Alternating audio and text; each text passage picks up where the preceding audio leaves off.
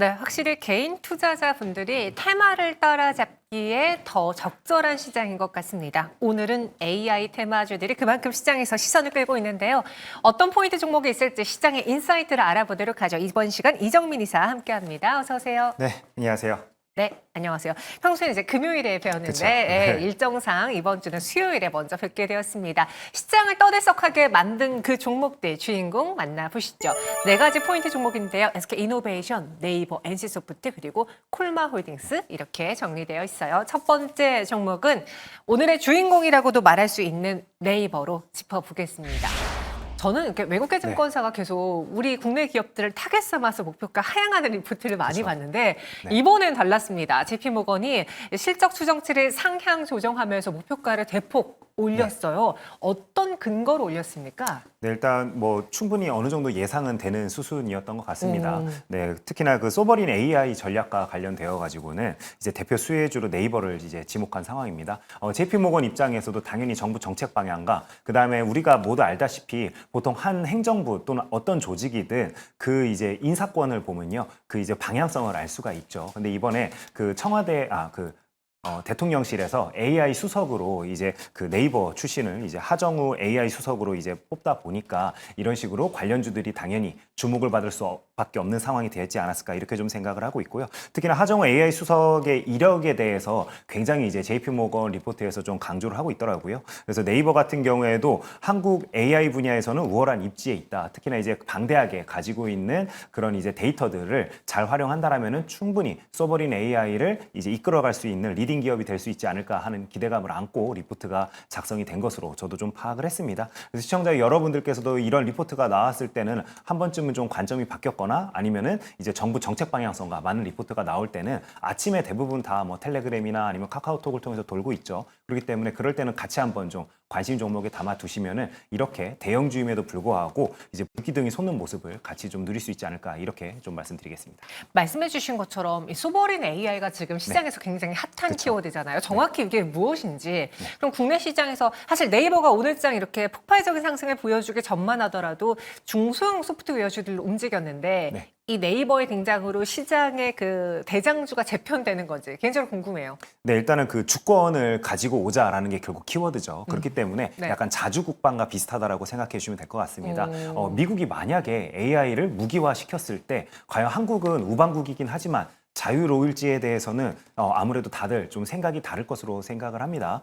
특히나 이제 트럼프 행정부만 보더라도 우방국임에도 불구하고 관세를 일괄적으로 때리기도 하죠. 이렇듯 AI 분야에서도 충분히 이제 각국이 어느 정도 기술력을 가지고 있다라면은 이제 자주적으로 행동할 수 있겠지만 그렇지 않다라면은 결국에 종속화가 가속화될 수밖에 없기 때문에 그런 의미에서 이제 그 하정우 수석 같은 경우에도 지속적으로 이제 그 주권 AI에 대해서 계속 거론을 좀 하고 있는 것으로 저는 좀 이해를 했습니다. 그렇기 때문에 충분히 그런 방향성에는 저도 동의하는 부분이기 때문에 정부에서 일단은 첫 해에 이런 식으로 그 어떻게 보면은 정책을 발표했고 관련되어서 예산을 어떻게 투입할지를 이제 그 어느 정도 논의가 되었기 때문에 당연히 시장에서는 그에 발맞춰서 이렇게 관련주들이 반응을 하는 게 당연하다라고 좀 생각을 해야 될 것 같고요. 올해 하반기까지도 어쨌든지 주식시장은 지속적으로 이제 새 정부에서 어떤 정책을 펼치는지에 따라서 이렇게 주가가 꿈틀댈 것으로 저도 생각을 합니다. 특히나 그 시장에서 가장 좋아하는 게 항상 없다가 새로 생긴 이슈죠. 근데 AI와 관련되어 가지고는 정부에서 어떻게 보면은 100조 원의 이제 정부 정책 자금과 그다음에 기업 이제 투자금까지 합쳐서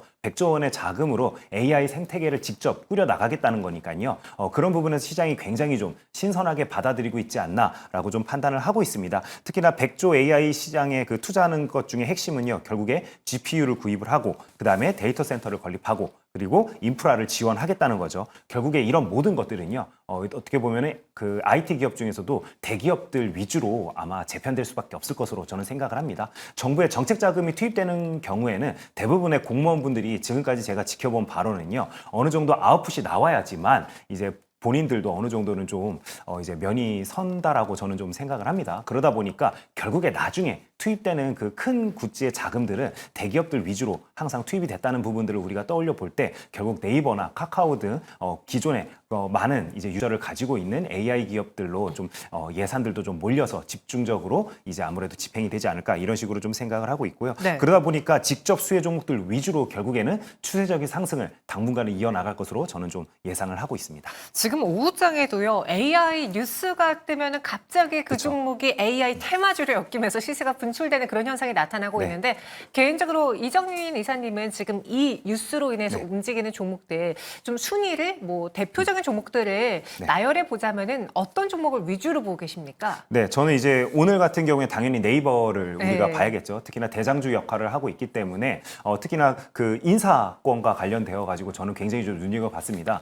AI 수석이라는 이제 직함은 어떻게 보면 새로 생겼죠. 그렇기 때문에 정부에서 그만큼 어떻게 보면은 키를 가지고 해당 산업을 육성하겠다는 겁니다. 어느 정권이든지 항상 키를 가지고 이제 육성하려는 산업들이 있습니다. 예를 들어서 문재인 정권에서는 이제 수소 경제가 있었고요. 그 다음에 윤석열 정권에서는 계속 원전과 관련되어서 아젠다를 세워서 이제 좀 추진을 했었었죠. 근데 이제 이재명 정권 같은 경우에는 정권이 들어서자마자 가장 먼저 내세웠던 게 AI 주권과 관련된 부분이기 때문에 관련되어 가지고는 지속적으로 어떻게 보면은 새로운 이제 시장에서 좋아할 만한 뉴스가 나올 것으로 저도 좀 생각을 하고 있습니다. 그리고 네이버를 제가 좀 눈여겨보는 이유 중에 하나는요. 일단 네이버는요. 쪼개기 상장이 되어 있지 않죠. 그러다 보니까 정부 정책 방향과 그 다음에 거버넌스 측면에서도 투자자분들께서 어느 정도 끌고 가더라도 노이즈성 뉴스가 나올 가능성이 굉장히 적다라고 좀 생각을 하고 있습니다. 특히나 대형주를 매매함에 있어서 우리가 가장 중요하게 생각해야 될 것 중에 하나가 내가 매수한 다음에 나보다 더 이제 꿈과 희망을 가지고 매수할 주체들이 필요한데 지금 네이버 같은 경우에는 충분히 그런 환경은 조성이 되었다라고 생각이 되기 때문에 일단은 주도 종목 특히나 대장주로는 네이버를 우리가 꼽아야 된다라고 시청자분들께 말씀드리겠습니다. 네, 정말 화려하게 부활했습니다. 갖고 계신 분들은 오늘 뭐 매도할 필요 없겠죠? 그쵸. 네. 네이버가 대장주의 자리를 다시 한번 되찾는 날이었고요. 이어서 두 번째 포인트 종목도 확인해 보시죠. 이번에 모처럼 오른 SK 이노베이션입니다. 오늘 그런 그 리포트를 봤어요. 네. SK 온 부분에서 배터리 부분에서 흑자 전환 이야기가 나오고 그쵸. 있는데 네. 이 흑자 전환 제가 분석을 몇 년째 보는 것 같거든요. 이제는 정말 그쵸. 되는 거예요? 네, 뭐 됐다고 합니다. 네, 그렇게 일단 이야기를 네. 하고 있는데요. 중요한 건 그거죠. 시장의 이목도가 얼마나 집중이 되는지 그리고 방금 앵커께서 말씀하신 것처럼 이런 뉴스가 그전부터 나왔었던 부분이기 때문에 시장에서는 약간 식상하게 받아들이고 있는 것으로 저는 좀 생각을 하고 있습니다. 그렇기 때문에 오늘 SK 이노베이션 같은 경우에는 당연히 배터리 부분에 대한 긍정적인 뉴스도 있었지만 그것보다는 전쟁이 확전됨으로써 유가 불안정으로 인해서 유가 가격이 지속적으로 상승하지 않을까 하는 기대감을 안고 매수하는 투자자분들이 훨씬 많은 것으로 저는 일단 좀 판단을 하고 있습니다. 근데 앞에서 방금 앵커께서 말씀하신 것처럼 SK온이 이제 흑자 전환한 게 아니냐 하는 뉴스가 있길래 저도 좀 찾아봤습니다. 찾아봤더니 현대 기아가 미국 공장 그 EV 생산 라인 같은 경우에요. 본격 가동을 올해부터 이제 시작을 했다라고 합니다. 그러다 보니까 이제 관련된 매출이 SK온 같은 경우도 미국 공장은 75%나 되죠. 네. 예, 현대 기아차 그룹에 납품하는 물량이요. 그러다 보니까 SK온도 3월부터는 풀 가동을 하고 있는 것으로 현재 업계에서는 좀 추측을 하고 있습니다. 특히나 제가 좀 눈여겨봤던 부분이 현대기아차 그룹이 그 전기차를 미국 시장에서 얼마나 공장에서 생산하는지였는데요. 1월 같은 경우는 2,255대를 생산을 했다고 합니다. 그리고 5월 같은 경우에는 17,045대를 생산한 것으로 알려지고 있기 때문에 굉장히 빠르게 지금 현재 그 전기차 생산 공장이 이제 정상화를 이제 달려가고 있다라고 우리가 좀 생각을 해야 될 것 같고요. 그리고 또 미국 시장 특징이 있죠. 미국 같은 경우에는 각 지역별로 거점 딜러사들이 있습니다. 그러다 보니까 딜러사들이 먼저 이제 제조사에게 발주를 내리는 그런 측면이 있는데 그러다 보니까 이제 딜러사들 입장에서는 어느 정도 재고를 쌓아놓은 다음에 소비자에게 판매하는 게 일반적인 수순입니다. 그러다 보니까 공장 입장에서는 이런 재고를 미리 쌓아야 되는 부분들을 생각을 해서 빠르게 많이 좀 찍는 경향이 있습니다. 그렇기 때문에 이제 올해 같은 경우에는 3, 4분기 때 공장이 굉장히 원활하게 잘 돌아갈 것으로 현재 좀 생각을 하고 있고요. 특히나 대용량 배터리를 탑재하는 아이오닉 9과 그다음에 EV9 같은 경우에는 지금 미국 시장에서 판매가 본격화를 이제 하고 있기 때문에 관련된 매출도 굉장히 좀 기대가 되는 부분이 있다라고 좀 말씀을 드리고 싶습니다. 특히나 기아 같은 경우에는 현재 예를 들어서 현대차는 미국에서 아이오닉 5가 현재 가장 잘 팔리고 있고요. 네. 그다음에 기아차 같은 경우는 EV9이 전기차 중에서 가장 잘 팔리고 있기 때문에 기아차가 조금 더 그런 부분에서는 이득이 많이 생기지 않을까라고 기대가 되는 측면이 있습니다. 오늘 사실 SK이노베이션뿐 아니라 2차 전지 관련주들이요. 그 미국 상원에서 네. AMPC 세액공제 그쵸. 지원 기간을 현행 유지하겠다라는 네네. 뉴스가 나와서 좀 안도감에 반등했다가 오후장에선 탄력도가 좀 줄어들었거든요. 그러니까 시장에서 이게 호재긴 한데 호재는 그리 강하게 반응하지 않고 악재는 여전히 강하게 반응하는. 그쵸. 그러니까 좀 투심이 위축되어 있는 상황은 맞는 거죠. 네, 맞습니다. 특히나 이제 7,500불과 관련되어 가지고 아예 당장 중단되지 않을까 하는 불안감이 있었는데 일단 올해까지는 유지가 되는 것으로 현재 알려지고 있죠. 그렇다면 미국 소비자들 입장에서도 당연히 미국 공장 내에서 생산되는 이제 전기차 같은 경우에는 올해 안에 좀 당겨서 이제 매수하려는 수요도 분명 있을 것으로 저는 좀 생각을 합니다. 특히나 이제 현대기아차 같은 경우에는 그래도 다른 제조사들 비해서는 굉장히 선제적으로 설비 투자도 해놓은 상황이다 보니까 올해 같은 경우에는 그런 부분에 대해서는 오로지 다 수혜를 누릴 수 있을 것으로 저도 좀 생각을 하기 때문에 그럼 관련되어서 이제 납품을 하고 있는 SK온에게도 굉장히 긍정적인 효과를 우리가 발휘할 수 있을 것으로 좀 예측을 할 수 있겠죠. 그렇기 때문에 시청자 여러분들께서 일단 그런 부분에 대해서는 노이저성 뉴스보다는 호재성 뉴스에 우리가 조금 더 귀를 기울여야 된다라고 정리해서 말씀드리도록 하겠습니다. 그럼 SK이노베이션 여기서 중간 점검해 보겠습니다. 오늘 상승의 이유를 방금 우리가 짚어봤던 네. 리포트에 대한 기대 때문이라고 볼 수도 있겠고 아니면 최근에 유가가 반등을 했으니까 유가 측면에서 접근하신 분도 있을 것 같거든요. 그렇죠. 이 두 가지 모멘텀에서 향후 SK이노베이션의 주가를 끌고 갈 만한 재료는 무엇으로 보시는지 네. 마지막으로 투자 전략 제시해 주실까요? 네, 일단은 그 소외되었던 대형주들 위주로 최근에 그 바닥권을 기고 있던 종목들이요. 이제 순환하면서 지금 현재 상승이 나오고 있습니다. 그에 따라서 SK이노베이션 같은 경우에도 오늘은 이제 이렇게 상승이 좀 나오고 있다라고 저는 좀 판단을 하고 있고요.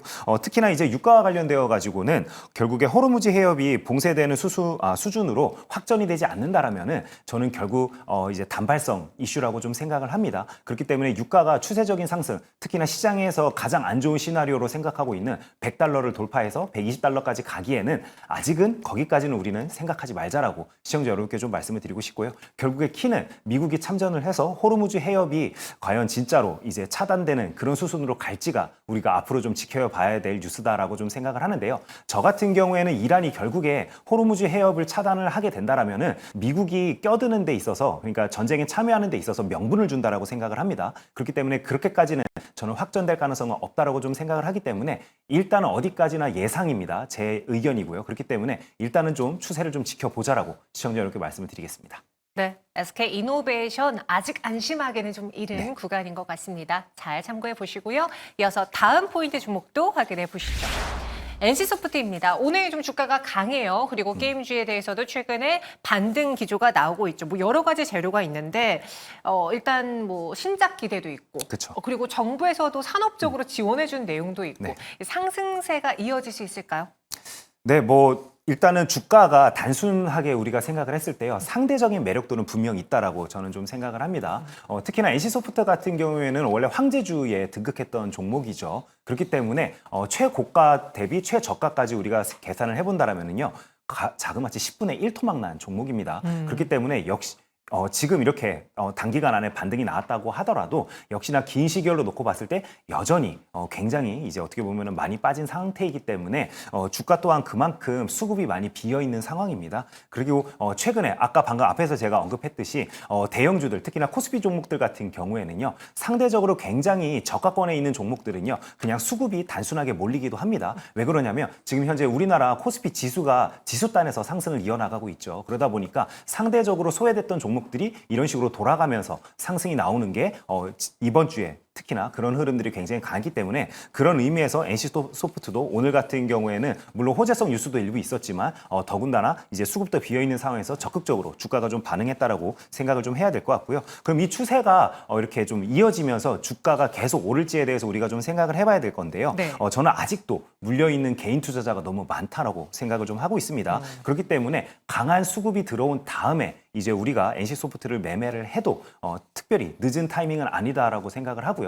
제가 예를 들어서 엔터 종목 이야기할 때 항상 JYP에 대해서 시청자 여러분들께 말씀드릴 때 약간 조금 보수적으로 말씀드리기도 하죠. 특히나 82,000원에서 85,000원 사이의 구간을 제가 항상 좀 주의 깊게 말씀을 드리는데 그게 왜 그러냐면요. 개인 투자자분들이 슈카월드에서 그 박진영 이제 그 이사가 프로듀서죠. 프로듀서. 예, 프로듀서가 나온 다음에 이제 매수한 다음에 그 가격대에 개인 투자들이 가장 많이 물려 있죠. 이렇게 항상 어느 정도 수급이 꼬인 종목들 같은 경우에는 그 수급을 해소하는 데 기간적인 조정, 그다음에 가격적인 조정도 항상 필요합니다. 그렇기 때문에 NC소프트도 비슷한 흐름을 당분간은 좀 보여줄 가능성이 높기 때문에 일관된 좀 흐름을 가지고 가기에는 아직은 조금은 모멘텀이 부족하다라고 평가할 수 있을 것 같습니다. 요즘 그 게임주들 안에서도요, 가상화폐라던가 가상자산, 코인과 연관된 종목들이 조금 더 모멘텀을 얻을 수밖에 없는 그런 시기잖아요. 그쵸. 그런 면에서 봤을 때 NC소프트의 경우는 연결고리가 없나요?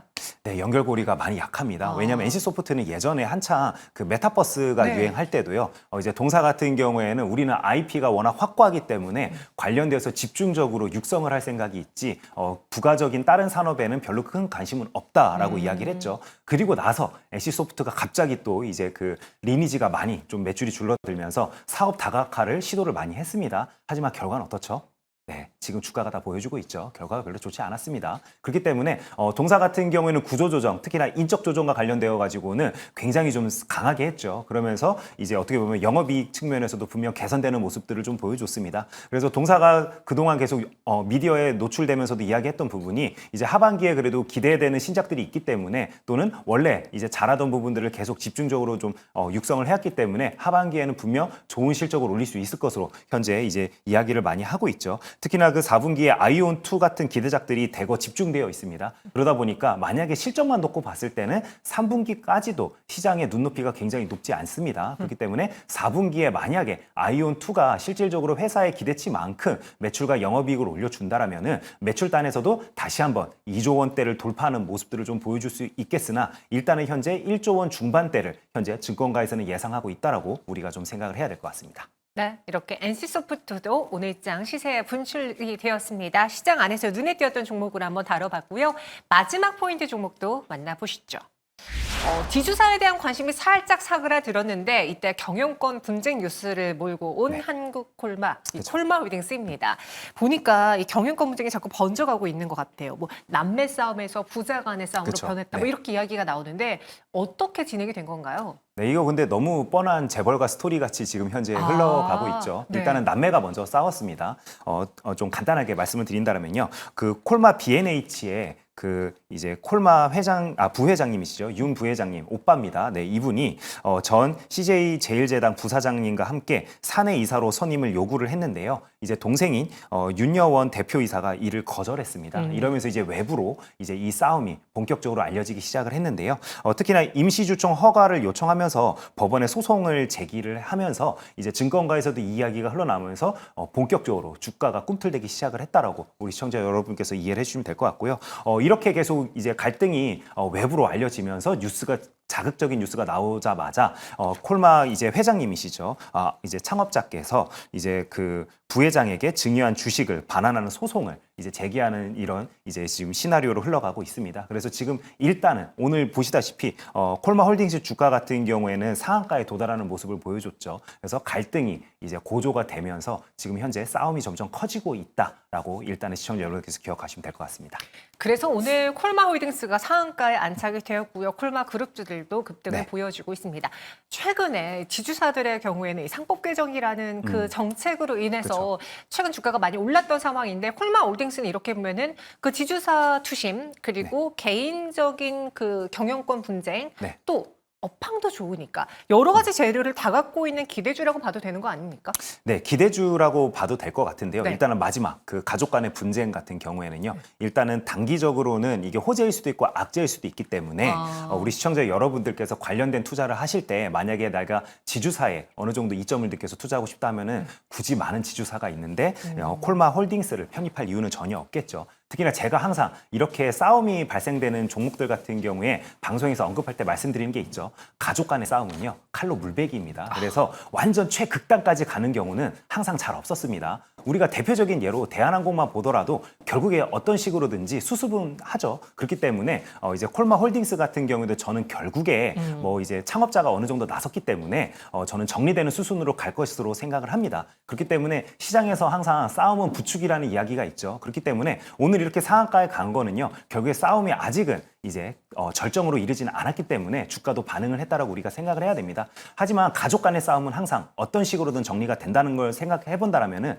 주가가 급등했다라면은 당연히 급락도 가능한 부분이겠죠. 그렇기 때문에 저는 항상 이런 종목들 같은 경우에는 데이 트레이딩 하시는 분들은 당연히 해야겠죠. 근데 꼭 내가 데이 트레이더가 아니라면은 이러한 종목들은 관종에 담아둘 필요가 있을까? 특히나 지금 현재 정부에서 이제 지수 자체를 띄우기 위해서 많은 정책적인 노력들을 하고 있죠. 이럴 때일수록 오히려 이제 성장 모멘텀이 있는 또는 호재성 뉴스가 있는 종목들 안에서만 놀아도 충분히 예수금을 불리는데 아무 문제가 없습니다. 그렇기 때문에 이러한 종목들은 관종에 담아둘 필요도 없다라고 정리해서 말씀드리겠습니다. 네, 콜마 홀딩스에 대해서 솔직한 의견까지 전해드렸습니다. 그럼 전체 4개 종목 안에서 오늘 이정민 이사가 선택한 탑픽 종목은 무엇일까요? 포인트 탑픽 확인해 보시죠.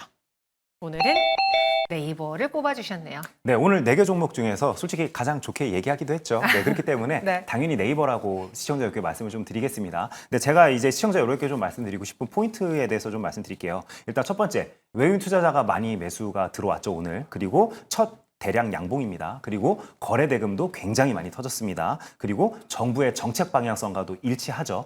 이런 모든 방금 제가 앞에서 언급한 것들이 결국에 합쳐지면 대부분의 종목들이 어떻게 되죠? 바로 신고가로 갑니다. 그렇기 때문에 최근의 트렌드를 놓고 본다라면은 대형주가 제일 잘 가죠. 그렇기 때문에 저는 대장주의 역할을 앞으로는 관련되어서 네이버가 할 것으로 생각이 되기 때문에 최선호주는 당연히 네이버라고 생각을 합니다. 그렇기 때문에 오늘은 시청자 여러분께 네이버를 한번 눈여겨보자라고 좀 말씀을 드리겠고요. 그리고 여기서 한 가지 또 공매도가 재개가 되었죠. 그래서 제가 네이버 공매도도 좀 확인을 해봤는데요. 현재 네이버 공매도 같은 경우는 1918억 원 정도 지금 현재 물량이 쌓여 있습니다.